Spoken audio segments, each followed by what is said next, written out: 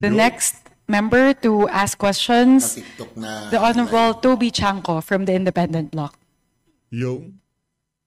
Yes, Madam Chair. The highlight of the President's SONA was nung sinabi na mahiya naman kayo, initiative, errata, for the boys SOP. So ang initiative at errata ay nanggagaling po yan sa Kongreso. Kaya nga medyo nahirapan si Sec. Ralph na sagutin kung paano nabawasan yung iba dahil talagang Kongreso po may alam yan. Dalawang pagkakataon po yan, sa BICAM at sa small committee. So I would like to ask the Chair to furnish all of the members the signed report of the small committee for 2025. Wait, bakit gumagalaw yung oras ko? Hindi naman kasama yung sagot. Kala nyo ha? Kala nyo makakalusot kayo kay Kong Toby ha? Sige Kong Toby, balagbagin mo yan si Ralph Recto.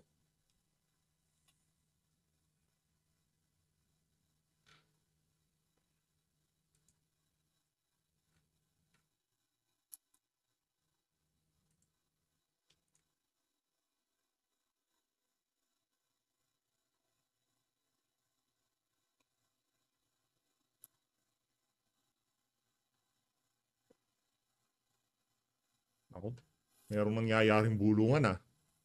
Ayan na ho, nagkakabulungan.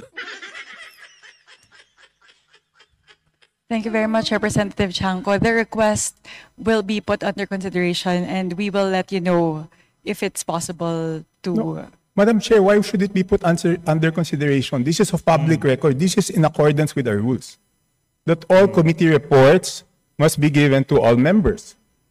And that shouldn't be taken against my time because you're telling me that, teka, balik natin yung oras ko kasi sinasabi nila that will be taken into consideration. It should not be taken into consideration. Yan. Madam Chair, allow me to read this, no? Declaration of Principles and Policies. Section number 2 of our rules. Public office is a public trust. The House of Representatives and every member thereof are accountable to the people at all times. I will not read the ending portion. Number 3, efficient and effective access to and dissemination of appropriate and accurate information are imperative in lawmaking. So why should it be taken into consideration, Madam Chair?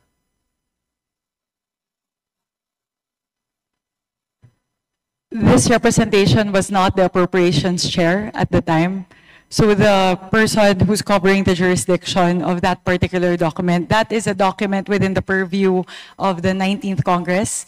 Given that we've now crossed over to the 20th Congress, we would need to consider that request. Madam Chair, that's not acceptable. This is public records. Pareho pa naman yung COMSEC natin. At yan dapat linalagay sa archives. Do I have to read the rules again regarding archives of all documents? So may ang daming violation, Madam Chair.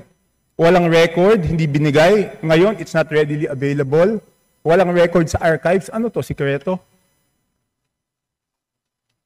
Again, this representation was not the Appropriations Chair. Let's ask the committee secretary, where are the signed records of the 2025 small committee report?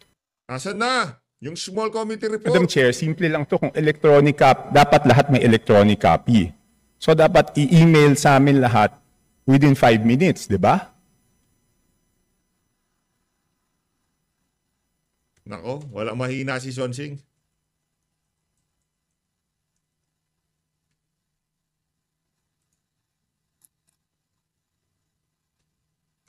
Meeting suspended. Nako, yan. Nag-suspend na. Nag-suspend na. Labas nyo yung small committee report para wala tayong problema. Ika nga. Ito, lampasan na natin itong suspended na to. Okay, ito na. As a response to the Honorable Chanco, we will look into the records and look at the particular item. The subject matter of today's hearing is the briefing on the 2026 budget. So this is an internal matter that may be taken up with the Committee on Appropriations separately. So Madam Chair, starting Wednesday, tatanungin natin yung mga departamento, paano nila ginastos yung budget nila. Paano natin sila tatanungin kung paano nila ginastos yung budget nila kung hindi natin alam paano sila nabawasan at paano sila nadagdagan. Correct. We will be able to scrutinize the performance of the different agencies as well as the utilization of the different line items based on the 2025 performance. No. So this does not preclude us from doing that scrutiny. Meron ba o wala? We would Mer- have to look into the records. How May can- I ask exactly what you are asking for? The small committee report Ay, nako, of the mahinang klase. 2025 budget. Let us just ask the COMSEC kung meron o wala. Kung meron, why was it not filed sa archives based on our rules 15 days after?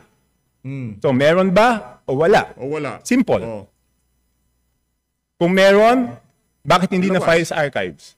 Kung wala, I will let you proceed, Madam Chair. I will not hold this budget hostage. Gusto ko lang malaman, meron o wala. O wala. The HGAB itself, the output of the small committee is already embedded into the HGAB itself. So that's the Nako. report. That's the output of the small It's not committee. the report, Madam Chair. Based on our rules, each committee must come out with a report. No committee is exempted from coming out with a committee report. Nako, Swansea, yari ka dyan. Hindi ka makakaporma dyan. Mas magaling sa iyo si Chanko, kala mo. Please check Section 39 of Rule 9 of our rules. And Di ba? individual amendment. Ano sabi ko sa iyo, Swansea? Hindi mo dapat kinuha yung APRO na yan kasi problematic yan. Ang daming mahuhusay dyan. Ay, hindi nila kinuha yung APRO. Nung ibinigay sa iyo ng katabi mo, kinilig ka agad. Anong nanto ko? APRO ito, budget ito. Kukunin ko to. Walang gustong humawak niyan dahil sa 2025 budget. Oh, problematic yung committee na yan. Hindi lang ikaw ang unang pinagbigyan yan. Hindi lang ikaw ang unang inalok dyan sa pwesto na yan. Walang gustong kumuha. Kasi nga dyan sa mga kaso gusto mo magmukhang mahusay sa pamilya mo Anak ng Tokwa, Sonsing, Committee on Appropriation ako. Sa akin dadaan ng budget ng sambayan ng Pilipino. O yan katuloy. Dyan pa lang tayo sa small committee report. Ha? Yung record ng small committee, hinahanap pa lang nitong si Congressman Toby Chanco, mautal-utal ka na. Wala pa tayo doon sa mga nangyaring insertion. Ha? Wala pa tayo doon sa bycam issue. Diyan pa lang tayo sa small committee report, nagkakanda, hendot-hendot ka na. Kasi di ba kung meron, ang dali-dali naman, di ba kawala? Baka wala. So the small committee is subsumed within the Committee on Appropriations, and it is the Committee on Appropriations who's required to submit the committee report. In this case, the report and the output of the Committee on Appropriations is the HGAB. No, it's not. Nako, The HGAB is different from a committee report.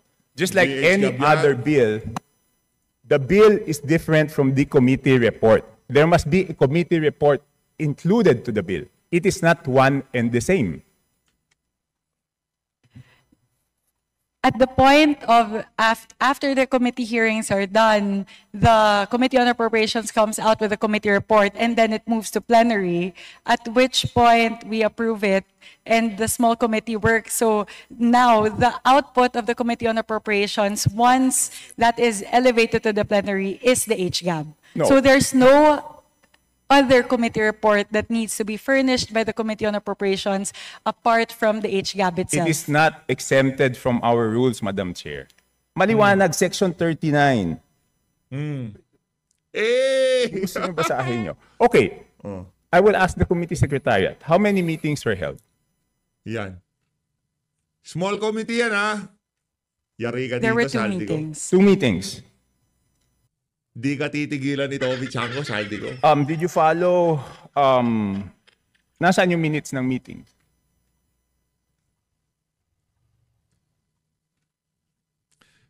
Kaya, hindi o ino-hostage si Congressman Toby yung budget na yan.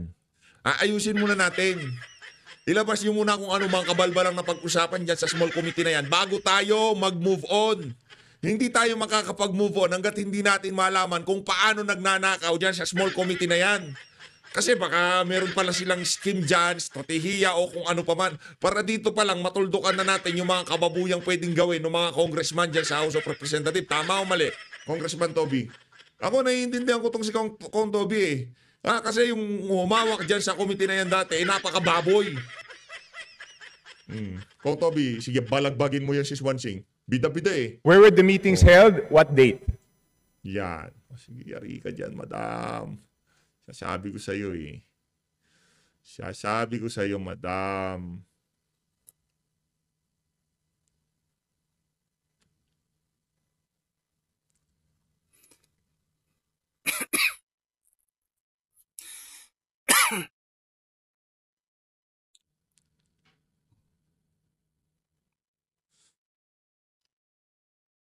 Madam Meron Chair, o I can wala? read Section 39 of our rules to make it clear that the committee report is different from the HGAB, but I don't want it to take up my time.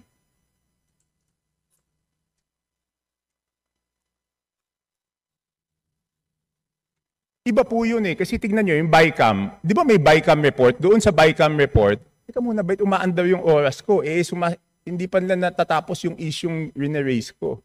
Yan. Doon sa BICAM report, nakasulat, okay, yung BICAM report, pinipintasan natin. Pero yung BICAM report, may nakasulat doon kung alin yung nabawasan, alin yung nadagdagan. Dito sa HGAB, wala tayong makita kung alin yung nabawasan, alin yung nadagdagan.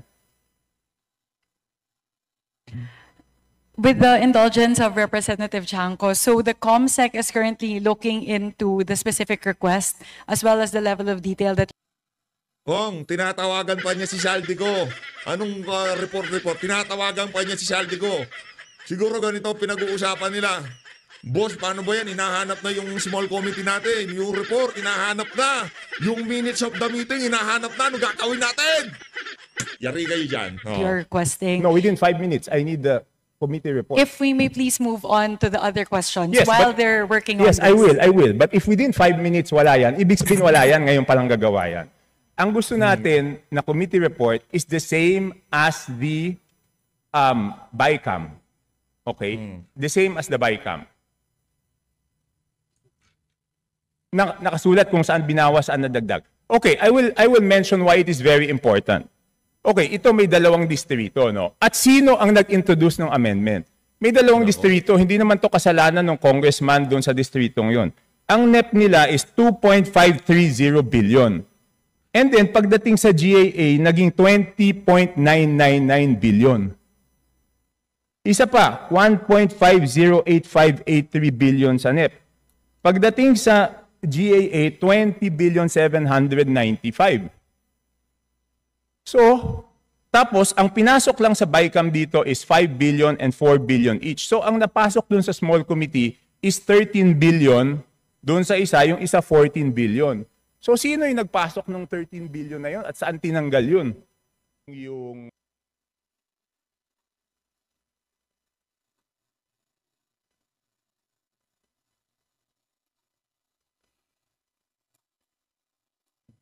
Sagot! So, again, the Yan, bida-bida ka kasi. Hindi mo naman dapat hawakan ng committee, nagbida-bida ka. Yan ang problema sa iyo, Swansing.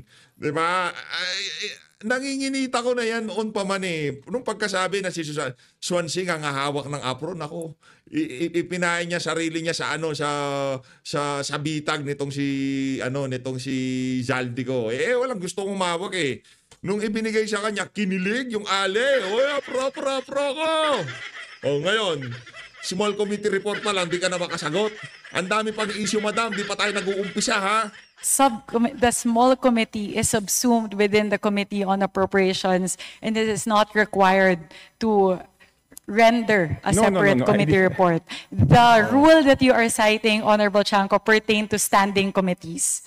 And the mother committee in this case of the small committee is the Committee on Appropriations. yes, but did we exempt the Committee on Appropriations not to submit a committee report? No. Again, the committee report of the Committee on Appropriations at the plenary level is the HGAB itself. Yeah, but all meetings, dito sa ating rules, all meetings must be on record. So it's not Yeah. only the committee report, dapat yung small committee na yon, meron silang report na finurnish lahat. Again, Again, if with the indulgence of the Honorable Chanco, the COMSEC is looking into the request, if we may move to the next question. Okay, I will move to the next question. Thank you very mukhang much. wala talaga. Signed committee report showing ano yung binawa, saan napunta. Okay. Walang small committee report. So it's only now, Madam Chair, that you found out that there is no small committee report?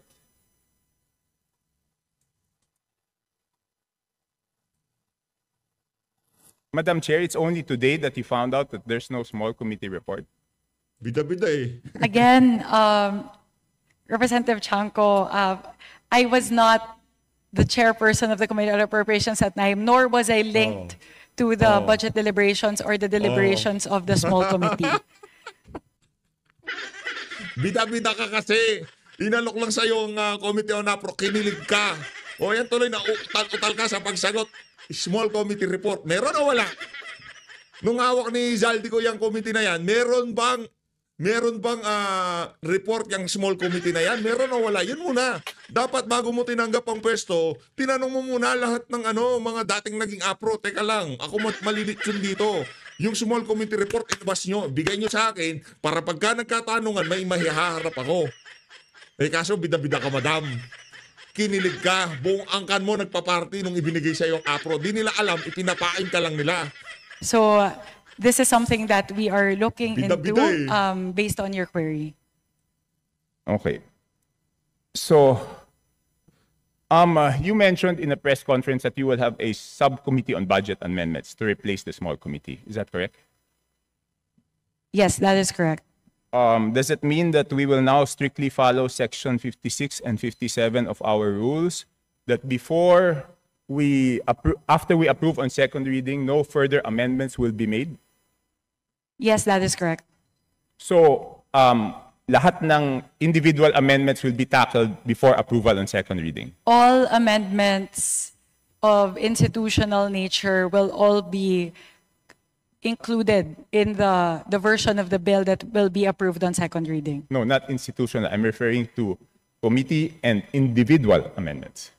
Technically speaking, yes, both committee and individual amendments as moved, as tackled during the period of amendments in the plenary. So after the second reading, wala na pong babaguhin? Yes, that is correct. Okay. Sumunod, sino po ang mga miyembro ng small committee at paano sila pinili? Yan. As of now, it's an ongoing discussion. It will not be small. The It's actually subcommittee on budget amendments. Yes. So we are looking into representatives nominated by each of the political parties, plus the party list coalition, plus members of the minority. So we are looking at least 10 members. So discussions are still ongoing, so I'm unable to say definitively how many the members are and who the members are. So sinabi niyo po, political parties, majority, minority. That is correct. Bakit wala pong representative ang independents? Oh, bakit wala? Oh, di ka na naman Hindi pa po makasagot. kami dapat tumingin din sa budget. Hindi kasi That nakasali. could be considered. Thank you very much for pointing that out, Representative Shanko. Oh. So is Sino it, ba ang apro? Ikaw o si Sandro? Pag tinatanong mo si Sandro. Sino ba ang apro? Ikaw o si Sandro? Umamin ka nga. Yan ang problema sa inyo eh. Sinong boss mo? Sino ba ang speaker? Si Sandro o si Bonjing? a affirmative that the independents will be represented? Madam Chair, point of order, Madam Chair. Kasi kanina I was asking kung ano ito, kung hearing ito o briefing. Ang sagot sa akin, briefing. Sa naririnig ko parang hearing. Because we are now discussing, things that are properly O discussed. taga ano yan? Taga minority yan. Ay mga taga minority yung nag-privilege speech kay VP Sara, itong isa pang bot. O taga minority yan. Dapat sana taga minority ka, di ba? Ay naku, tinatanong yung huling small committee. Naku, sasabay natin si Congressman Toby dyan. Mga walang yan taga-majority yan, linuloko nila sambayanan. Di ba dapat ganyan? Eh kaso hindi. Hindi ho yun ang suma. Mga minority dyan, mga aso rin ni Bonjing. Hindi committee itself. Ganito tayo lokohin ng mga congressman na to. Walang yan talaga. Apologies to my friend, Congressman Chanco. Baka maybe that can be discussed in a formal APRO meeting kasi we have our resource persons here that probably Dito are tayo wondering magtanungan, why Brad. they are listening to all of this. And so that also the briefing can proceed, Your Honor. Yes, to my friend, of course, the respected Honorable Puno. But on Wednesday, we will ask them how they spent their funds. So I think we all also should know whether they were deducted funds or added funds before we ask them how they... Di ba po parang kahit bata, pag humingi ng allowance, bago humingi ng bagong allowance, titignan muna kung paano ginastos, di ba? So, and I'm winding up. Tech Puno, Congressman Puno. No, I am not unhappy with the questions. In fact, some of them are my own questions also. I was just observing that the ruling was that Kung Puno, ano ka ba? Minority o majority? this is a briefing. So I myself have been forced to revise some of the questions I was going to ask. But thank you for your lead on this. Okay, next. Lahat po na ba dapat digital na ngayon? Bakit wala pong soft copy ang HGAB? Wala pa pong HGAB Hindi. for Kung sabihin fiscal ng year 2025 HGAB, wala pong soft copy yan. So bakit po kaya walang soft copy ang HGAB? Kung yung NEP may soft copy na pinapublish po yung DBM, kung yung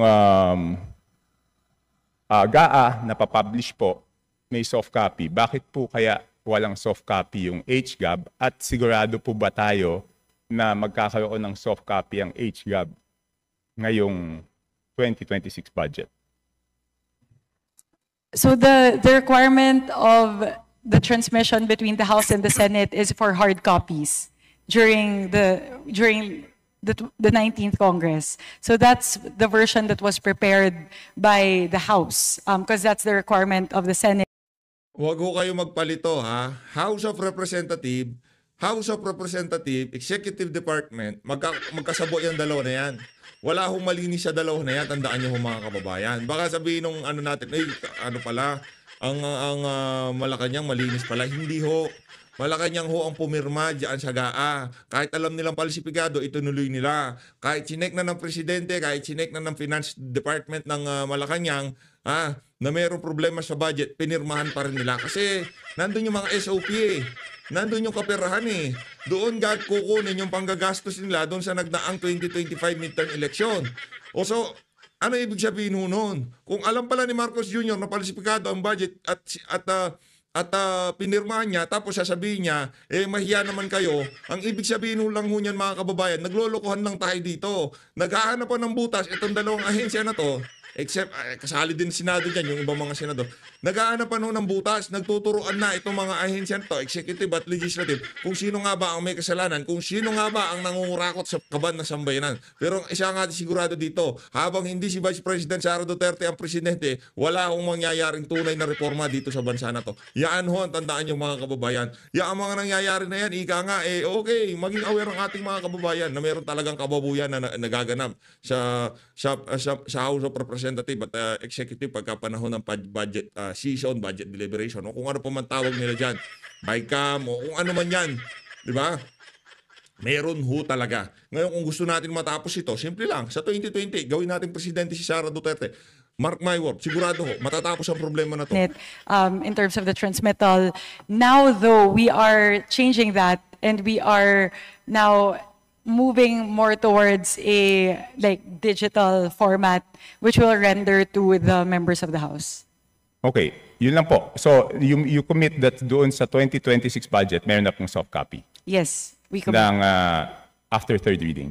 Yes, we commit. Okay. So thank you po. 3 minutes na lang po, tapos na yung 5 minutes. So dapat matanggap na namin yung email ng small committee report, Madam Chair. Yeah. Again, we will revert back to you on that, Honorable Chanco. again, the committee secretariat is looking into that. This is something that we can discuss internally. It's an internal matter of the Committee on Appropriations. So I would also not want that to hinder all of the other members to ask their questions pertaining to the 2026 fiscal year budget. So if we can get back to you on that, again, I can also ask the COMSEC to sit down and tackle the request, which we will put under consideration. No, Madam Chair, I don't need to sit down with the COMSEC. I am just requesting that each and every member of the House be given the copy of the small committee Parang sinasabi nito si Congressman Toby Chanco, di ko kailangan ng pera. Labas na yung small committee report na yan kung gusto magka-ayos-ayos tayo. report wherein makikita po kung saan po nagbawas ng kasi walang madadagdag kung walang binawas. So yun lang po ang hinihingi ko, pakita lang kung saan binawas at saan dinagdag.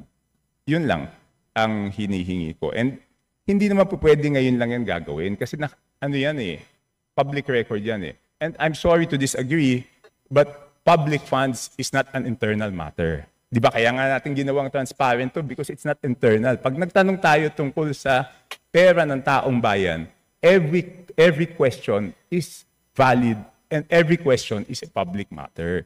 It is not an internal matter dahil pera po ito ng taong bayan. The procedural point is what's considered as an internal matter. Again, we maintain that the output of the small committee is included in the HGAB. Hindi po. Pero nakasulat po ba sa HGAB kung saan binawas at saan dinagdag? Yun na lang po tatanungin ko, Madam Chair. Pwede pong silipin yung difference ng GAB as filed versus HGAB.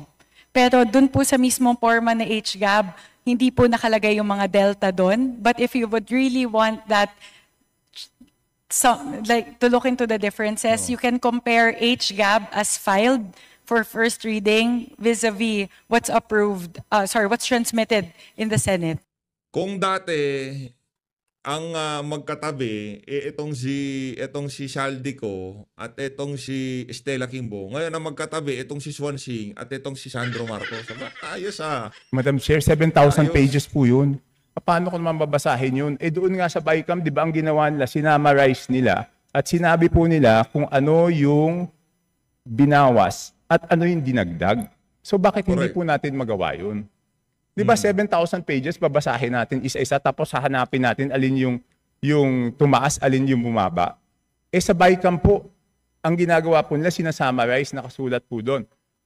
And ang balita ko sa Senate, gagawin nila is aalamin kung sino yung nag-introduce ng bawas at sino yung nag-introduce ng dagdag. And I hope the same will be done in the House, Madam Chair. Noted on that. We will take that into consideration as we move forward with the reforms for the budget deliberations for the 20th Congress. Last question, Madam Chair. What will be the participation of the civil service, the CSOs, the NGOs, and the POs doon sa ano? I will revert back to I will respond to this question, but this would be the last question with the indulgence of Honorable Chanco. So they will be engaged as non-voting observers in all of the committee hearings. So they have full access to committee hearings and essentially all the deliberations of the Committee on Appropriations as well as the plenary deliberations. And we also have a People's Budget Review wherein that's a day where they can present all of their suggestions and their queries with regard to the 2026 budget. Madam, bakit pag ako nagsasalita, pati yung sagot ng chairman, tumatakbo yung oras ko? This is an extension na po. Yeah, a while ago, the countdown was in accordance to the length of your questions lang po. Yes, Congressman Erice was given 3.49 minutes extension. I was stopped at 2 minutes. So last question po. So any CSO, any NGO, any PO who wants to join and volunteers to join will be welcome. Kahit sino po. Wala tayong pipiliin.